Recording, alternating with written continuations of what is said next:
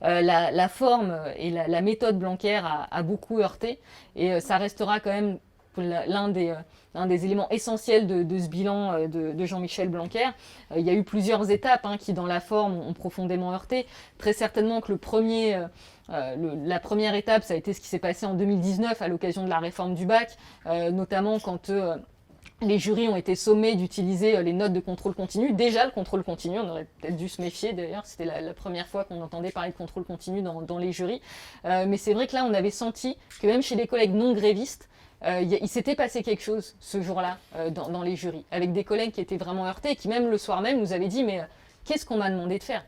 On m'a demandé de faire quelque chose d'illégal. Et ça a été le point de départ d'une vraie rupture qui après à laquelle s'est additionné d'autres épisodes, la grève des retraites avec l'absence de prise de conscience immédiate de ce qu'allaient perdre les enseignants, la crise la mobilisation, la grève sur les E3C1 au mois de janvier 2020. On a quand même eu les forces de l'ordre qui ont parfois été envoyées devant les lycées pour faire passer les épreuves du bac. Dans ce pays, il y a quand même des élèves qui ont passé des épreuves du bac sous l'œil des forces de l'ordre. Voilà, ça a quand même été aussi ça, ce qui s'est passé en janvier 2020. Et puis, bien évidemment, la crise sanitaire et sa gestion pour le moins chaotique.